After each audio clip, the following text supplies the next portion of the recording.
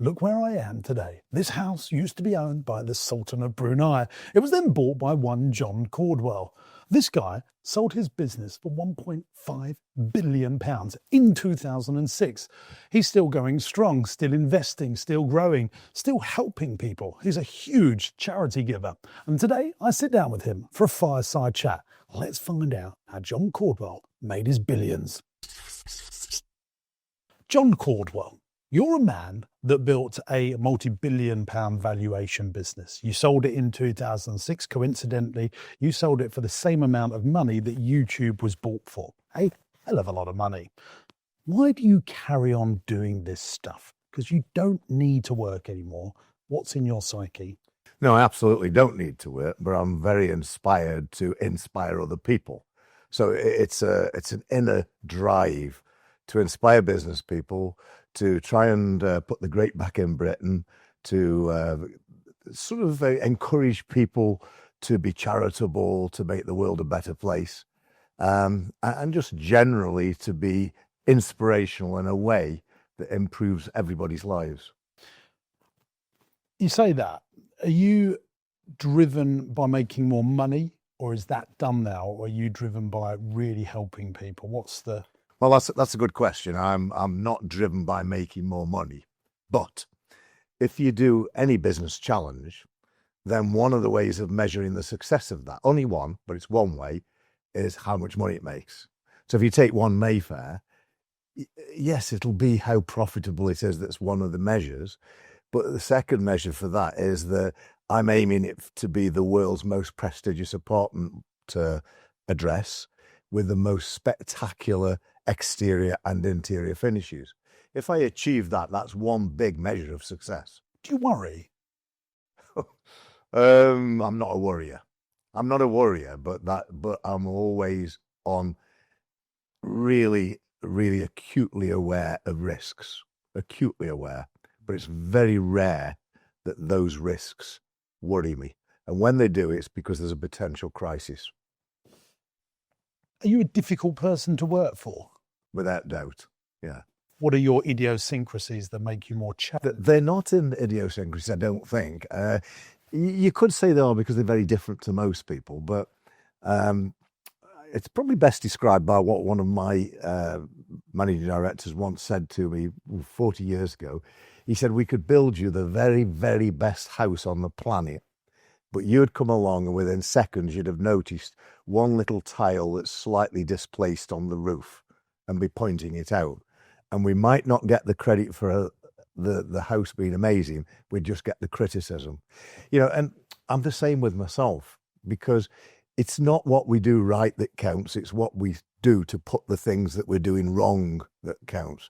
And of course, it's important to recognize our successes, but it's too easy to be self-congratulatory when there's still an awful lot wrong. And in my businesses, there were always a huge amount that was wrong, a huge amount that we could improve in operations and systems and the way we dealt with the customers, in our customer excellence programs. There's always a lot that we could do better. So what made you angry when you was running a business? What would rattle your bones? Mindless incompetence. So what really used to make me angry, on board meeting week, which was once a month, I had 20 companies, and from 6 a.m. till 6 p.m, I would chair these board meetings with each company. And just occasionally a finance director would present us the numbers, and they'd made the most ridiculous mistake because of a spreadsheet error. But actually, my whole point was, you should, without the spreadsheet, you should know your P&L inside out. And therefore, if you've then got a multiple, which it was, of 10, it's glaringly stupid to present a factor of 10 outside of what it should be. And that used to make me angry. So in those situations, what did you do? Did you gyrate in public? No. Chastise it? No. Or was you in private? Depending on the severity, and this did happen a time or two, depending on the severity of it wasn't just stupidity, it was stupidity, laziness and incompetence, because this was, a very highly paid finance director. What did you pay them? Oh, bear in mind, this is 30 odd years ago, but they might be earning well over 100,000. All right, so 300,000 in today's money. Yeah, they were top people, or meant to be, and so yeah, that might be terminal, that mistake, because it's not just a mistake. I put up with mistakes every day of my life, and I'm comfortable with that because everybody makes mistakes. We all do. But if the mistake is mindless stupidity from somebody who you're paying a fortune to get things right, and this is mindless, it just shows an attitude of mind that somewhere there's something missing. So in those situations, it's only happened 2 or 3 times in 40 years. But, you said what made me angry, that made me angry. Yeah, I understand that. I've been in those meetings and they frustrate me. How do you manage that in terms of you building a big thing? I see elements of huge kindness with John Caudwell when I've done my research on you, this man that gives millions of pounds away. But I also understand a man that has built what he's got around him. Is an element of, is there fear in your management style to get things done? I don't want to use the word fear, but I don't sort of falls gladly. I obviously. Adage was always to be, and this was my absolute aspiration, to be hard and hold people accountable, but always to be fair. Yeah. And if ever anybody challenged me about that I was being unfair, I would actually examine that. I wouldn't ignore the comment. I would examine that myself and think, well, was that a bit unfair? And sometimes it was, because I was so driven. I was so passionate and so driven. And it's very easy when you're in that situation to overreact to something and then relook at it. But most of the time, I certainly don't think I was unfair. I was just hard and driven. And if you ever looked on my social media, it's full of people who used to work for me. Yeah. And all of them saying the same thing. I was a really tough boss to work for, but I set them up for future success, and they're all very grateful for that experience. And that's quite reassuring to me, to show that the people that really wanted to succeed grew significantly working for me. And that's quite a source of pride, actually. Because what I'm trying to, our viewers, they're going to be entrepreneurs, they're going to be business owners, and they're trying to work it out. They're like little Sherlock Holmes of entrepreneurship. And they're going to be going into this thinking, what does this man do differently? What are his habits that has allowed him to do, which hardly anyone else has done? You're the 1% of the 1% of the 1%. So what are your general habits that you think build a successful entrepreneur, the captain, not the business model? This is about a 12-hour conversation, isn't it? But let's start off at 10. Let's try and sum of it up. I was always extremely demanding, tough and fair. Are you still demanding now? I just want to... I'm quite mellow now. I'm a bit like a pussycat. Would they say that, your team, would they say that you're a pussycat or a demanding boss still? I think they probably wouldn't say pussycat, because they'll still see the hard bit in me occasionally. But I think they would say I'm not overly demanding. But you'd have to ask them, really. Well, I will ask them afterwards. So demanding was one, and I interrupted you. And the other 2 points you said? And coaching, very demanding, but in a coaching way. So explaining to people why they've got it wrong and how they've got it wrong and what they need to do to be better. When people used to say to me, for instance, they'd say, this would happen a lot at interview, you've got to work smart, not hard. Yeah. I'd say, nonsense, nonsense. Let's work smart and hard. Absolutely. Because if you can be smart for an hour, you'll make that amount of money. If you're smart for 70 hours, you'll make that amount and you'll be that successful. And the other thing about long hours, and a lot of people don't get this on long hours, but on long hours, you've got a set of fixed overheads that are fixed no matter what you do. And if you can be productive outside of a normal 40-hour week and produce more, the actual net profit that drops to your bottom line is far greater, because you've got all your fixed overheads. It depends on the business as to just how lucrative that statement is. But certainly anything with a machinery, for instance, if you're producing something on machinery with a huge factory, using that 24/7, 7 days a week, just sweats the asset. Yeah. And so you really have to sweat your asset. Now, one of those assets are people. Now, it wasn't ever for me to sweat the people. That was never my style. I set the environment where they could succeed massively out of their own efforts. and recruited the right people. And generally, they worked harder than I would have expected in a lot of cases, and harder than I would have wanted. And I have sent people home. I said, look, you've done enough. Just chill for today, because you're in danger of burnout.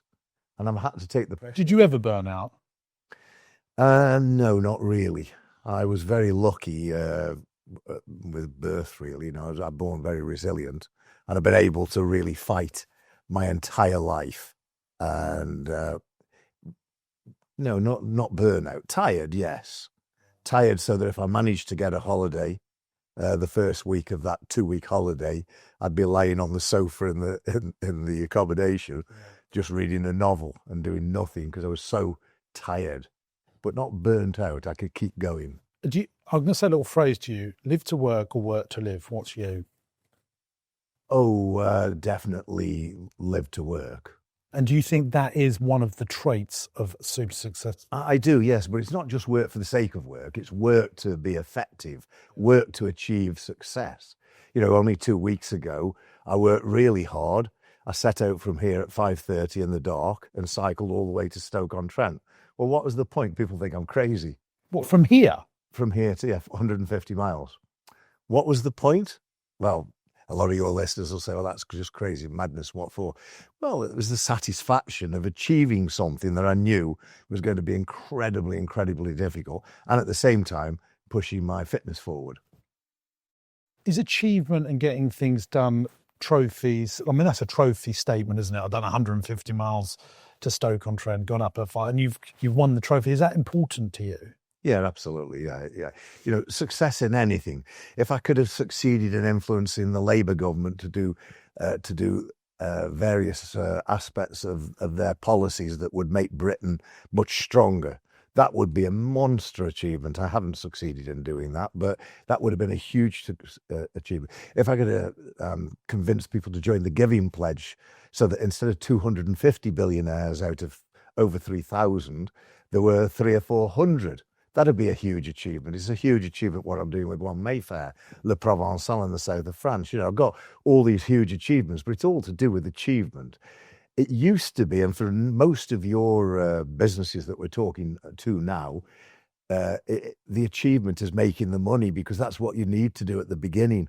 Grow your wealth, grow the money within the business so you can keep expanding and grow like Topsy and really, really succeed. But there is a certain point in time, not necessarily for everybody, but there's a certain point in time where the actual achievement is not about the making money. It's the way that you then use that money for the benefit of society, or the way you influence other entrepreneurs or government. It's about influencing people on health is a big thing as well for me, influencing people on a healthy lifestyle. So it's all about that improving people and making people the best of what they can be, whether that's a businessman or just somebody who's trying to do the best they can with their health. There's a couple of things floating around in my head.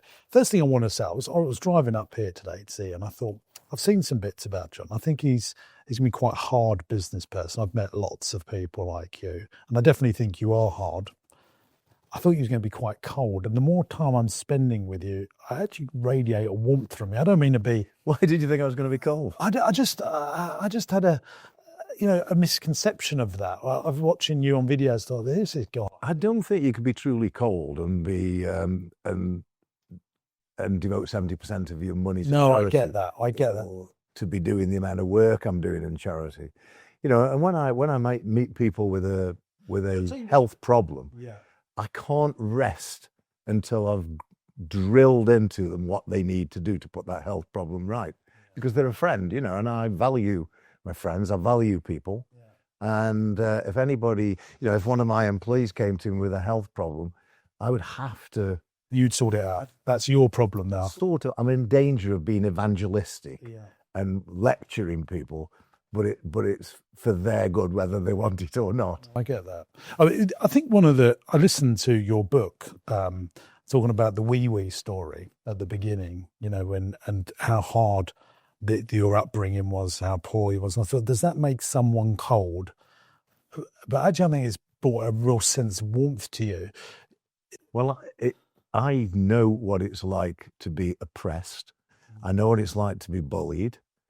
I know what it's like to be very poor. I know what all those things are like, and you either go one way or the other. You either become greedy and introverted for your own self-satisfaction, or it gives you an empathy with the lives of other people and the desire to make other people's lives better. Unfortunately for me, it went that way. It left me feeling that, as a father, for instance, I knew I was never going to treat my children like my father treated me. Was you more softer? No, I wasn't soft. I was fair. I was never soft. I am now, I think. My oldest. Do you spoil your kids? No, 100% not. So if they came to your dad, I've got a really good business idea. That's not spoiling, though. No, but would you give them a leg up? Yes, absolutely. I'll borrow it off. Yeah, but that's not spoiling. No. The children have been, to an extent, spoilt because we would fly off to the Caribbean and go on my yacht. And of course, I can't do anything about that because I've got the yacht. Yeah. I want to spend the time on it. I want my family with me. So then they're spoiled. But in terms of how they get there, they've got to go in economy. And that's not spoiling. Well, so you'd go business class and your kids are in... Kids are in economy, yes, absolutely. Now, some people think that's mean. What about your wife? We're going to the Caribbean next year, and she's going in economy with her 2 children. And you're going in... Yeah, but I do need to explain that. I think you've explained it enough, John. No, I haven't, actually. I haven't, because I'll get pilloried by all your listeners. I haven't explained it anywhere near enough. We had them in business class with us once, and they're now 2 and 4, but they were then 1 and 3. And they created havoc for the whole flight. And we were really uncomfortable that all these business class passengers were driven mad. Don't go long haul with children. Jumping all over the seats and everything, and it was a nightmare. So, at least in economy, there's a lot of other kids, and everybody sort of expects it, but you don't expect that in business. So you'll be all right, putting your trotters up. So my partner, Modesta, said, "No, I'll take them in economy. On the way back, we'll go in business because I'm hoping they'll sleep, but they may not. And if they don't, once again, we'll be the pariahs of the business class." Fantastic. What about giving your family your time? Have you been good at that in your lifetime, or has your business always taken precedent? Business has always taken priority unless there was a priority with the kids. So, I'd always absolutely do everything in my power to go to sports day, to go to prize givings. I would always be there for them if they got a stress or a problem or an issue. So I'd give them quality time. I wasn't very good at giving them general time. It was always with a purpose, because that's who you with are. An objective, with a reason. And I didn't have the time. Whether it's who I am or not, I didn't have the time because, I was growing a business from 1 man and eventually to 12,000, from 0 profitability up to eventually 130 million. To do that in a 18-year, 19-year time period is unbelievably demanding. So I didn't have time to be that sort of happy-go-lucky father that was just playing football with them all the time and doing things with them. But I always gave them what I would call quality, important time. Are you obsessed with work? No. Was you obsessed with work? No, I was obsessed with success. If I could have... Well, same thing, isn't it? If I could have found a way of doing what I did in 20 hours a week, well, no, that's not true, because then I'd have done 50 hours, 60 hours a week and tripled the size of the business. This is what I mean. I think you are obsessed. If you'd have done it in 20, you would have set up another business. No, I was obsessed with growth and success, not with work. Yeah, I could probably be as lazy as the next person, although having said that, then I would always fill it with I'd fill my time with something like the cycling, skiing, all the motor racing, all the things that I do that are my hobbies that I fit into life. Tonight I'm travelling to Silverstone and I'm racing an AC Cobra tomorrow and Saturday. I've got a lot of interests, a lot of passions. So I would always fill my time in, but I'm not obsessed with working for profit. And never was for the last 20 or 30 years. But prior to that, yes, because you've got to make your financial security. You've got to grow something that is significant enough that A, you've got financial security in the long term, and B, you feel you've started to achieve whatever objectives that you might have had at an earlier age. Let's just quickly touch on government. I know that you've sort of done your papers, your white papers, and given it to government. I've got some views on it. One of my big views is we should be taxing profit, not turnover. There's a little statement I want to say to you, which really upsets me about the UK economy. And this is, I think, multiple governments' problems. I'll ask you the question. You have a little guess. You might know the answer. How many companies in the UK do you think employ more than 250 people? Oh, I don't know, but it won't be very many, I guess, because the biggest part of our economy is small to medium enterprises, and especially those entrepreneurial ones that are going to grow and create wealth for the future. So the answer is 7,500 people, or 7,500 companies. And of that, there's probably going to be a couple of people like you in there that have got 2 or 3 companies. So I reckon you could shrink it down to there's probably 4,000 or 5,000 CEOs or main shareholders running most of the employees in this country. And so I rack my brain. Why is that fact there? Why is that data there? And anyone can go and Google it and check it out. What are we doing that's not allowing people that are stuck at 1 million to get to 10 million, or they're stuck at 10 million of revenue and they just can't break these certain glass ceilings? And one of my things is we are taxing turnover too much and not focusing on taxing profit, probably because the government don't know how to collect profit correctly and people can offshore it and do all of that stuff. What's your start of a 10 on how you would sort of turn the tide on that? Firstly, I've never let government hold my back. No matter what the tax rate, no matter what the environment, no matter what the situation, you've still got the ability to make the profit. One of my tax accountants in the very early days said, don't worry about your tax at all, just worry about your profit, because you've still got whatever percentage is left. And it's absolutely true. Nobody should be using the excuse that the taxation system is stopping their growth. One of the things, though, that I did actually disagree with in the very early stages of my business career was that because we were taxing the profit, it takes money out of the system that you can use to grow the business. Yeah. But I don't have an answer to that, because you can't just give everybody a delayed taxation because the country needs the income. So, there's no answer to that. But if we come back to what's wrong today is that we're not investing enough in entrepreneurship and inward investment. And if we did all that, we get to the right side of the drag curve. Now, what I mean by that is, at the moment, we're saying, oh, we're in a mess, we're in a hole, we need to tax more. And then we ban agricultural property relief and business property relief. And then we start changing all the taxation rules. We make non-doms leave the country and take the wealth with them. We do a lot of things and now. Talent. A lot of things now that's losing people, which you can afford to do that in the economy if, on the other hand, what you're doing is doing something magnificently attractive to bring inward investment in. If you lose one non-dom who's not contributing to the British tax system, just spending loads of money in restaurants and buying expensive houses and so on, that's not a tragedy on its own. As long as you're bringing in new entrepreneurs from outside in high technology spaces to set up businesses in Britain that's going to grow high paid jobs and create much more wealth than the wealth we lost.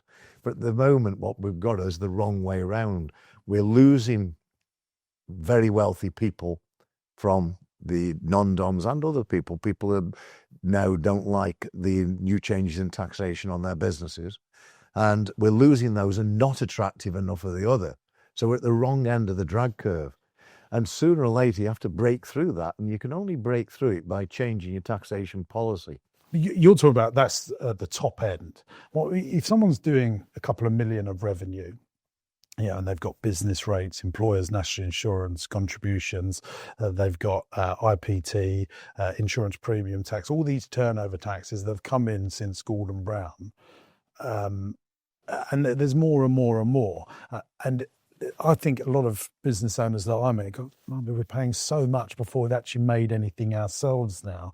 These turnover, and I've seen it, I've been doing it 20 years. Every sort of 2 or 3 years, more turnover tax coming, which stops us investing in new vans, new people and whatever, or new machinery, whatever the business is. Do you not see a touch of that? Or, because I think you're talking about from the top level. Well, no, because I was at the bottom level. Let's remember, I was at the very bottom level. Probably maybe even lower down than the people that most of your listeners.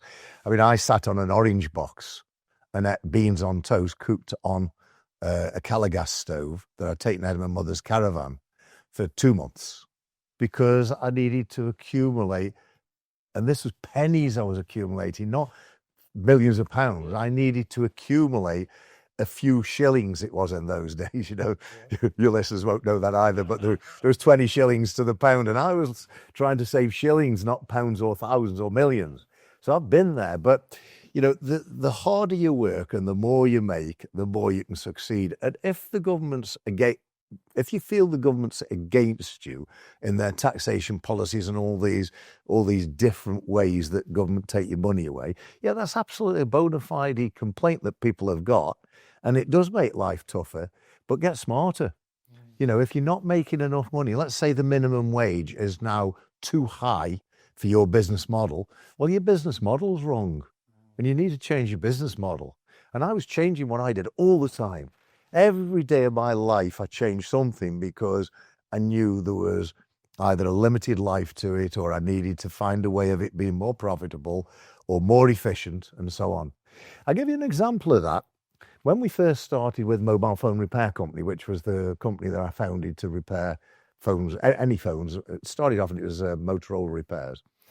We were getting, for every phone that came in for repair, £90. That was made up of labour charge and the cost of the parts. And on the cost of the parts, there was profit.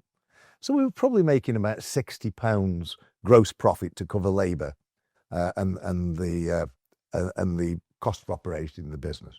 £60. And what year was this roughly? That would have been 2000, about 2000, no, a bit earlier than that actually, 97, 98. The mobile phone industry got so mature that we got screwed down and down and down. We became Orange's biggest only repair shop, I think. We also did for Vodafone. We did all the repairs. We had thousands of phones coming in every single day going through a production line. You would be absolutely stunned if I told you what gross profit we were making on that unit to cover everything, to cover all the machinery, all the electronic testing, the labour. It was £5.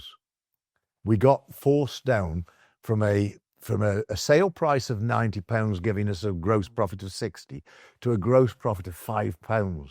Because there was more competition coming in? Well, just because we got screwed by the networks and so on.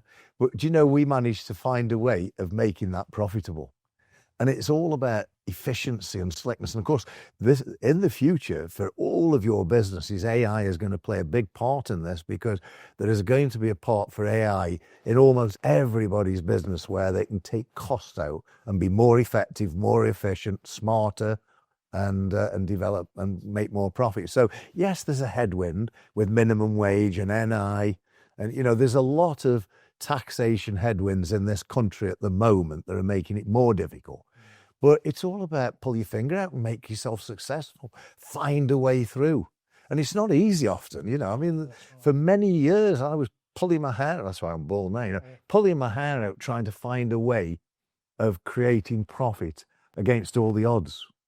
Well, just interesting there, because that's quite a negotiation thing. You must have gone to Orange and all these now. It's like, come on, guys, you're screwing us down. What did you have any tips on how you managed to work with them, or was it? Well, not on that, no, because it was a fait accompli. Yeah. You either, if you want to do all our repairs and we can give you thousands a month, tens of thousands a month, this is the number.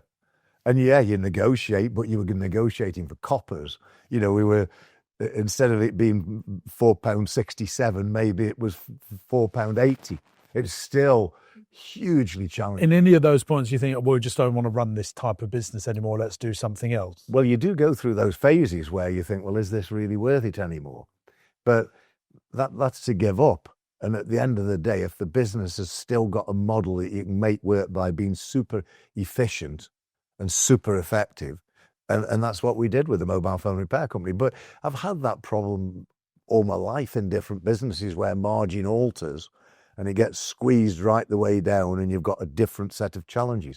Now, often as the margin gets squeezed down, the volume goes up. So as long as you're efficient with your processes and find ways of automating your processes, you can compensate for the lower margin because you've got high volume that you can turn into a production line. So there's ways of solving it. But look, I can't tell your listeners that this is easy, and I can't give any silver bullet to this. There isn't one. There is, look at every aspect of your business, try and take cost out, be more efficient, be more effective, try and buy cheaper, try and sell dearer. But at the end of the day, you've got to give customers great quality, and you've got to achieve volume in most businesses in order to be successful. I mean, that's a very different type of business, really, to selling mobile phones, isn't it? I mean, you're doing mobile phone repairs. I know it probably worked in an ecosystem. So you've obviously flirted with lots of different models over your career. Is there a model now that you think, oh, yeah, that's good, I'd bet some money into that, that gets me going? Do you look at the landscape? Because my life's all about charity now, the answer to that is no. All right, well, let me ask you a better question then. If you were coaching an entrepreneur, if you was mentoring an entrepreneur, you say, look, this... I'm going to answer it in a different way. Okay, if I were now in my 30s or 40s again, looking to make a success, I would not consider anything unless it was based on either the internet, a globalized opportunity within the internet, or AI, which is a similar thing. It would be an internet-based product that I could ramp out, because once you've developed the technology and found a way forward, you can roll it out all the way through the UK and then other countries, and you actually have a very, very low cost of sale and a very, very high return. You've got to be very smart. You've got to come up with a genius idea, you know, and it's not for everybody. It's not easy to do. But that's what I would be doing. I'd be looking for that really unicorn idea that I could roll out, and it would have to be internet-based. When you was running your Caudwell group before you sold it, what was the highest revenue you got to in terms of turnover? Highest revenue was 2.4 billion. So I want you to try and remember now, when you hit $1 billion of revenue, can you remember that moment? It wasn't really $1 billion of revenue. That wasn't the moment. No, the moment was really when I took over the business, the mobile phone business. And I say took over because I was chief executive of everything, which was car sales and phone repairs and mobile phone sales. And when I took it over, it was making £2,000 a month loss. And the guy that was running it for me... What do you mean took it over? Sorry, I'm just going to explain. The guy that was running it for me, he was running it, not me. So yes, I was the big boss, but he was running. I'd only got about 7 or 8 employees at the time. So talking about big boss is it's a bit of an exaggeration, you know, but I was the boss. And I'd got him running the mobile phone business with 2 salesmen, and it was losing £2,000 a month. Motorola poached him to go and work for them. So he went to work as a Motorola manager. And I then had to do something radical, which was that I moved away from car sales and into the mobile phone business to run it directly myself. And within 3 or 4 weeks, I'd turned that 2,000 loss into a £20,000 profit. That was one of my Eureka moments. There were plenty more en route, but $1 billion turnover wasn't one of them, because that was sort of, I know it's a big number, and well, just hardly anyone does it. And I was just thinking, like, what? I mean, a lot of people do £20,000 profit a month, but I'm just trying to think of what happens to a man when he does something that hardly anyone's done. Well, it was an evolution, you know. So, I mean, I went. Your FD didn't come in, John, we just hit $1 billion of revenue. That never happened. No, there was another Eureka moment when we made our first $1 million net profit. Oh, yeah, what was that like? That was amazing. And that would have been 20 years ago. That was in 1989. And the business was falling over. We were so busy, so flat out. Everything was falling over, the stores, and this, Lots of money back then, wouldn't it? yeah, well, probably 3 or 4 million today. Yeah. I mean, it was a big turnaround given that we've been losing 2,000 a month. That was a Eureka moment. So there's been fairly Eureka moments, but I'm sorry, but the £1 billion turnover wasn't one of them because it was an evolution.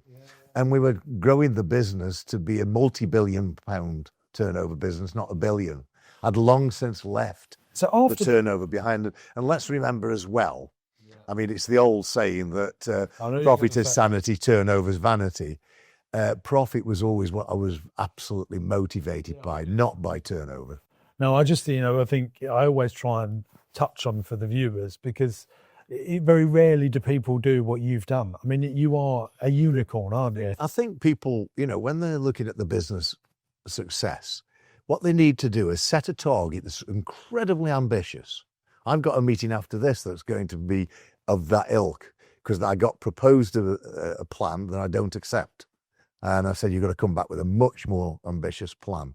And that's the meeting after this one. But you've got to put a plan together that is shoot the lights out. Shoot the lights out. Now, no employee will do that for you because they don't want to feel a failure, but you can do it for yourself. And you put a shoot the lights out plan together and then try and work out how you can do it. But at the same time, you probably put another plan together that said, well, this is the most realistic and likely outcome. And this outcome, the third plan, is the disaster outcome. So you've got shoot the lights out, most likely, and disaster. You don't look at any other plan other than shoot the lights out. But at the same time, so that you don't get depressed or demotivated, if there's mitigating circumstances that meant the shoot the lights out plan can't work because the market's gone against you or something's gone against you and you're not able to respond in a way that's going to enable you to shoot the lights out, then at least mitigate that and drop down to your more realistic plan. But if you don't have that ambitious plan, you'll never achieve it because then you're just floating down the river like a bit of flotsam thinking, oh, well, this, it'll all be good. And it never will be. You've got to go for it and make it happen. Do you like the little phrase, hope is not a plan? I've never heard it before. Hope is not a plan. Well, optimism's not a plan, that's for sure. Hope is okay, actually. I always train my people, they say, well, I'm optimistic. I go, no, that's a killer. Optimism in business is an utter killer. What you've got to be, and a lot of your listeners are they're going to think this is a bit crazy maybe, but you've got to be pessimistic about the outcome and positive about where you're going. So this is where I'm going, but what about if this happens and this happens and this happens? It could be down there. What am I going to do? Where's the exit door? Where's the exit route? Where's my savior? How am I going to get out of this? So all the time, my positivity was to shoot the lights out, but realistically, I knew there was a possibility of the business failing, of this certain things happening, of networks cutting off my supply, of manufacturers cutting off my supply. And of course it happened because you've read the book. Those sort of things happened. And I was always prepared for the disaster scenario.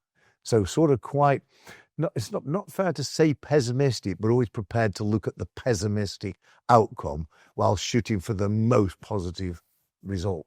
Let's just quickly go back to Phones for You or the Caudwell Group. I don't want to talk about the beginning, but say the business is, it's got 300 staff, it's doing a few million of revenue, maybe 50, 100 million. Was there any cash flow crises that you had to solve, and how did you do that? Did you ever think, oh my God, we're not going to be here? Or was you... Yeah, there were lots of crises. There was lots. Something stick in your mind at the moment that just... well, the big crisis period was when Motorola cut off my supply totally.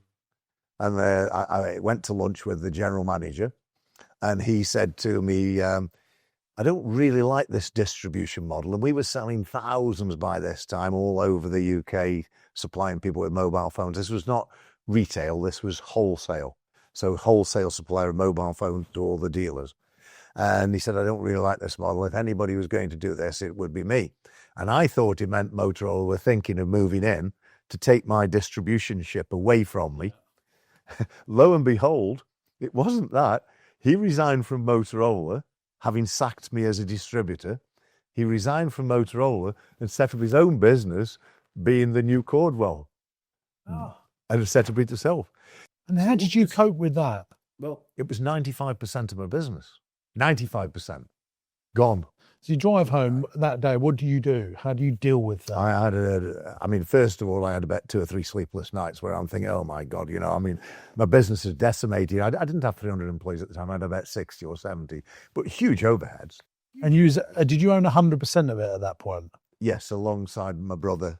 So it really is all on you. Oh yeah, I would know, absolutely. Yeah, it was a devastating situation, and I wasn't sure I could find a way through it. But I came up with one or two ideas, and the first idea was that the service providers in the country had got a better supply of mobile phones than I had at a better price. So I went to them, and they didn't know I'd been sacked by Motorola. I went to them and said, what about if we join our buying forces together, and I'll give you profit on what you buy, but also it'll enhance your volume and you'll get a better deal out of Motorola. And I had 2 service providers that I thought might go for that model, and one of them did. And suddenly I got Motorola's supply back in. But then the threat was still huge, because Motorola, if they saw I was still getting the product, might have cut off that supplier's supply, and manipulated them. So there was still a big risk to that. So I had to find a second way. And the second way really was a bit of I'm loath to use the word stroke of luck, because you make your own luck, but there was an element of luck, because I went to Nokia, and Nokia had been floundering and doing no good for a long time. They'd only got 1.5% market share.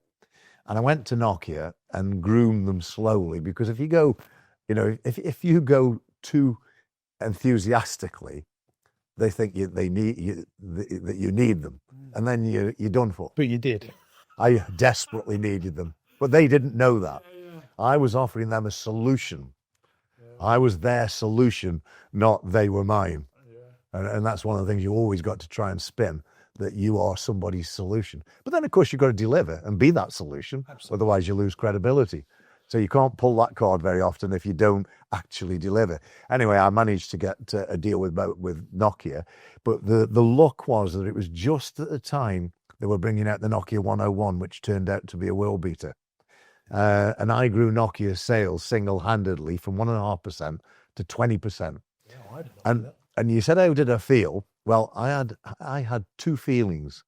And I'm not vindictive at all by nature, and I'm quite forgiving, but I had the 2 feelings: kill that guy from Motorola who set it with my business, and kill Motorola.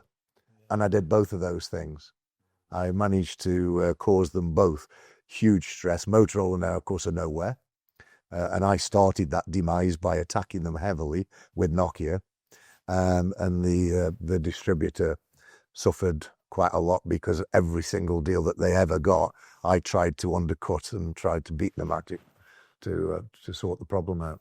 At the point you sold Motorola, at the point you sold the Caudwell Group, what percentage did you own? Oh gosh, that's nearly all of it. And so you didn't really dilute anywhere along the No, chain? because I bought my brother out earlier because he wanted to retire when he was 40. So this was 10 years. I know. So you're very different. This was 10 years earlier. Yeah. So I'd bought him out, so his shares had gone. And then I just got my finance director who had got 1.5%. So I must have had about 98.5%. He's so unicorn to build a 2 billion revenue business and own effectively 100% of it. That's very rare. Do you appreciate how rare that is? Yes, but it didn't seem it at the time. You mentioned cash flow. How do you manage the cash flow? Well, you can't do what I did in every business, of course. But in my business and in quite a lot of others, you can do that. I was dealing with dealers, and what I did was made certain that the dealers paid with the order. So in fact, most of the time in the early days, they would drive up in the car. I'd have the key to the storeroom. I'd go and get 20 phones out, take their pound notes off them and put those straight in the bank. And I'd got cash with the product going out. So there was a complete tie-up, no credit control to worry about, no bad debt to worry about, no cash flow to worry about, other than the fact I had to have the phones in stock. So what I did about having the phones in stock was try to build up a very good reputation with my suppliers that always pay out absolutely on time. And it's always been a crucial part of my strategy. When you've got an important, well, any supplier actually, pay them on time. Don't ever give them a worry or a concern about your ability to pay, because otherwise you lose your standing, you lose your ability to negotiate terms. And I managed to get, I only got 1 week's credit, but I was turning the product over very rapidly by aggressively marketing it and turning it over rapidly into cash. So the 1 week's credit was enough. Yeah. But when you keep paying on time, you're then able to suddenly negotiate 2 weeks credit. And then I even managed to negotiate cash with order discount, which the manufacturers all ran, where you got 4% discount if you paid cash with the order. I managed to get 2 weeks credit and 4% cash with order discount. So you just keep managing the situation. Did you ever borrow money? Oh, yeah. What was the most you borrowed? Oof, I can't remember, because I was always borrowing. I was borrowing all the time, and I needed it desperately. Well, I mean, it started off, I borrowed 10,000, but then, by the time I'd finished, I was borrowing millions. And what was you using that millions to buy stock? To buy stock and grow the business, yeah.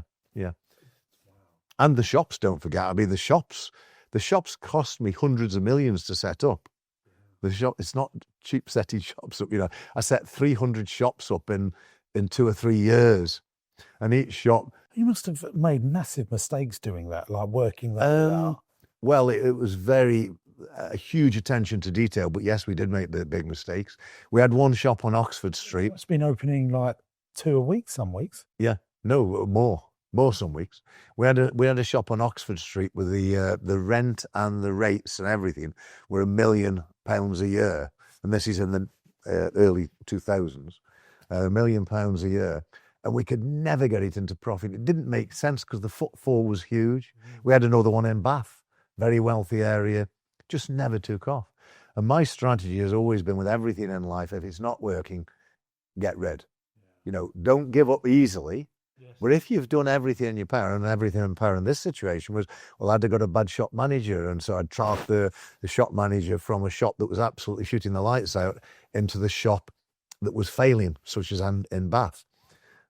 And when everything that you try like that, for whatever reason, doesn't work, you've got to say, well, I don't really understand why, because I've never got to the bottom of why it doesn't work, but let's cut to losses. And then you've got to pay all the rent and settle. Yeah, leases. No one understands that, no. It's a huge cost, that mistake is, but it's not as big a cost as putting excessive management time into solving a problem there, where it seems insoluble, when over here we can double the turnover and double the profitability. We have 8 traits of great entrepreneurs. It's a formula that we've come up with that makes people really good. I'm going to ask you to read them out now. I just want to see if you agree with them. Number 1, start with the end in mind. Start with the end in mind? Yeah. Yeah, no, absolutely. You've got to have a plan. Passionate about your cause. Utterly passionate, yeah. Resilience. Commercial awareness. So you know your numbers. Yeah. This is one that doesn't come off, but I haven't had time really to ask you this, about being a master marketeer, generating leads and cash flow through marketing. Would you say that's one of your key skills? I think you've got to put all the skills together. Your list is almost identical to mine. I came up with my list about 30, 40 years ago, which is ambition, drive, passion, resilience, commercial intellect, and leadership. Yeah. And the leadership, that final thing of knowing how to lead people, is so vital. And so many people have come when I've been interviewing them and said, I'm a people person. Yeah. So what the hell does that mean, a people person? Yeah. And I really take exception to the phrase, because people person suggests you're just trying to be likable. And you don't need to be likable or want to be likable. What you want to be is respected and demanding and tough and fair. And if you're employing somebody and you're tough, fair, demanding, provide a great career, and they respect you, what else do you need? But on that marketing point, I just want to hammer home on this very quickly. How important was marketing to you in the Caudwell Group? Well, everything was important. The marketing, of course, was massively important. Did you spend, I'm talking about, did John get involved with the marketing? Oh, absolutely. I was involved in everything. Yeah. I was involved in every component part, because I set the business up from zero. So I was the finance director, the marketing director, the sales director, the everything. Like a lot of your businesses. A lot of your businesses, these guys do everything. And sooner or later, you realize what you're really good at, those disciplines, of all the disciplines that you need as a self-starting entrepreneur, you realize which disciplines you're good at and which you're weak at. And the ones that you're weak at are the ones you really need to plug with experts from outside. Okay, just the next one is innovate so you don't evaporate. Do you believe in that? So you don't evaporate. Well, yeah, once again, yes, I do. But I'm slightly different on this again, because I told all my people 2 rules. One is don't ever change for change's sake. Oh, yeah. And the other is, if you're going to change, if you don't change, you'll die. Yeah. But only change when there's a quantum, almost certain win in making the change. Okay, that's good. Create great relationships with people. I think you've said that. And then this last one that I don't quite say create great relationships. Oh, well, with suppliers and customers. Well, yeah, and your staff, But your staff, that's about back to the respect point of view. And then this last one, and I just want to see if this is you. They stay teachable and curious. Are you a continual learner? Every day I might learn 100 things. I'm continually studying. Okay, right. I just want to quickly get on these quick fires. Do you spend more time in the marketing roles or operational roles when you were building your business? It varied. Operational, when I had major operational problems. I plugged the gap wherever it existed, but I'm naturally more of a marketeer than an operator. Okay. To grow your business, would you prefer to take on investment or bank debt? Oh, definitely bank debt. Just quickly for 10 seconds, why? Because investment means you've got somebody that's got shares in your business that can interfere in your business, that's diluting your wealth down. The bank is not diluting your wealth down. You've just got to pay interest on the money. Yeah, we're in the same choir on that one, baby. Would you prefer to build, I like this question, would you prefer to build a business in the USA or Europe, but not including the UK? So if you had to go elsewhere. A year ago, I would have answered the USA. Okay, but not now? Not now. Would you prefer to build a business in the UAE or Asia? Probably Asia. Okay, why? Because the UAE generally has been built on oil revenue, and although I think they've done a great job of turning the oil revenue into property and profit, I don't think it's commercial like Asia is, where Asia is the manufacturing house of the world. Yeah, okay.